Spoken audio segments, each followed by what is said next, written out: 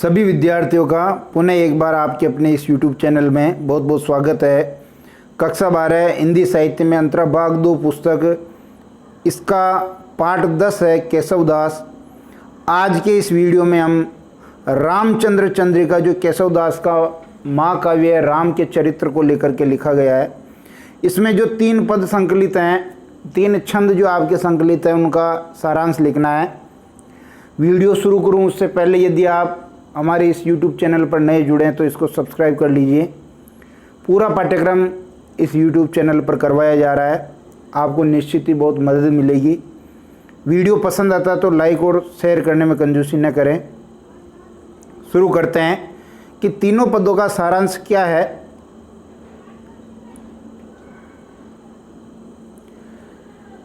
उत्तर लिखेंगे इस पाठ में। केशवदास जी की प्रसिद्ध रचना रामचंद्र चंद्रिका से 3 पद लिए गए हैं। पहला पद कवित छंद का है तथा दूसरा और तीसरा पद सवैया छंद का उदाहरण है, और इनकी भाषा कैसी है? ब्रज भाषा। हमने केशव का जब जीवन परिचय पढ़ा था तो उसमें बात की थी कि रामचंद्र चंद्रिका जो ब्रज भाषा में लिखा हुआ ग्रंथ है, छंदों का अजायब घर ये कहलाता है, और संवाद शैली की उत्कृष्टतम रचना रामचंद्र चंद्रिका है, जो राम के जीवन को लेकर के लिखा गया महाकाव्य, एक प्रबंध काव्य है। इसकी भाषा ब्रज है। इसके 3 पद आपके संकलित हैं, जिसमें से पहले पद जो कवित है उसमें क्या बात कही है उसके बारे में देख लेते हैं।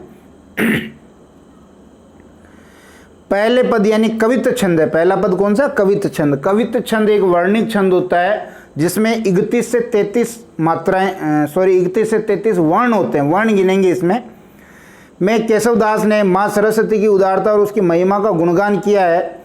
माँ सरस्वती की उदारता का वर्णन देवता, ऋषि मुनि, सिद्ध पुरुष और तपस्वी भी नहीं कर सके, तो सामान्य पुरुष की बुद्धि कैसे उसकी उदारता का वर्णन कर सकती है?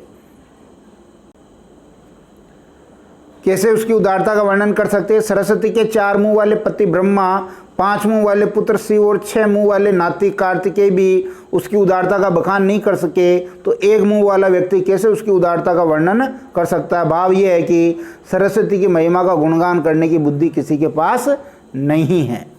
ऐसा माँ सरस्वती की उदारता का बखान पहले कवित छंद में किया है। दूसरा जो छंद है वो एक सवैया है, उसके बारे में देखते हैं।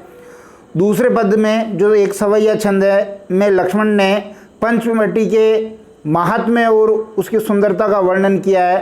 अरे भाई, आपको जानकारी होनी चाहिए कि जो ये पंचवटी है वो स्थान है जहाँ राम, लक्ष्मण और सीता ने अपने वनवास का समय यहाँ बिताया था। पंचवटी नामक स्थान पर बिताया था। फिर आगे बात करें तो पंचवटी जो है, यहाँ पंचवटी के जो प्राकृतिक सुषमा का वर्णन किया है, प्राकृतिक जो सौंदर्य है उसका वर्णन किया है, और लक्ष्मण ने ये कहने की कोशिश की है कि कोई व्यक्ति वहाँ चला जाए और वहाँ की प्राकृतिक सुषमा सौंदर्य को जब देखे तो वहाँ से आने की इच्छा न हो। क्या कहा देख लेते हैं।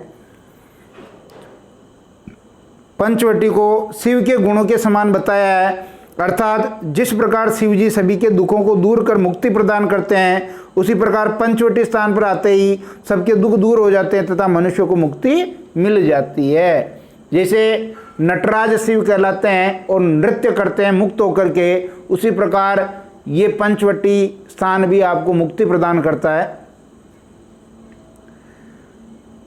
तीसरा जो छंद था वो भी एक सवैया छंद था। इसमें श्री रामचंद्र जी के गुणों का और उनके प्रताप का वर्णन किया गया। किसने किया? अंगद ने। अंगद राम और रावण की तुलना करते हुए कहते हैं कि भगवान राम का दूत यानी वानर हनुमान समुद्र पार करके लंका पहुंच गया, मगर रावण इतने शक्तिशाली होकर भी तुम लक्ष्मण द्वारा खींची गई लक्ष्मण रेखा को पार नहीं कर सके। हनुमान जी असंभव सा दिखने वाला कार्य कर गए, समुद्र को पार कर गए, और तुमसे एक लक्ष्मण रेखा पार नहीं की गई, और तुम जो है राम से युद्ध करने के सपने देख रहे हो। फिर कहा तुमने राम के दूत हनुमान को बांधने की कोशिश की मगर बांध न सके, वहीं दूसरी ओर राम एवं उनके दूत ने मिलकर समुद्र में पुल बांध लिया। जो नल और नील जो उसके सेवक थे राम के, उन्होंने पुल बना लिया, समुद्र को बांध लिया, और तुम हनुमान को नहीं बांध सके और सपने देख रहे हो कि राम को तुम जो है युद्ध में हरा दोगे। फिर क्या कहा कि देखिए,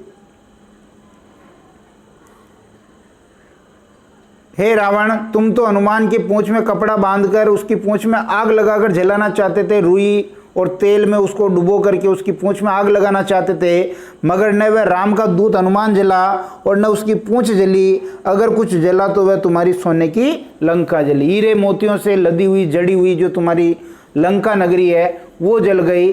तो तुम किस कल्पना में हो, तुम किस होश में हो कि तुम राम को जो है युद्ध में हरा दोगे।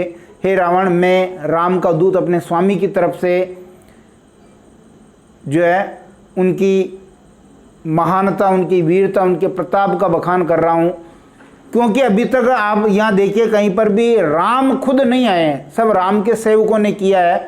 तो जब राम खुद आएंगे तो हे रावण, तुम्हारी क्या स्थिति होगी। ऐसा भाव जो है अंगद ने रावण की सभा में रखा है। निश्चित रूप से ये वीडियो आपको पसंद आया होगा। वीडियो पसंद आता तो लाइक शेयर करना न भूलें, और चैनल पर यदि आज ही जुड़े हैं, पहला वीडियो आज ही देखा है, पसंद आ गया हो तो इसको सब्सक्राइब भी कर लीजिए। बहुत बहुत धन्यवाद।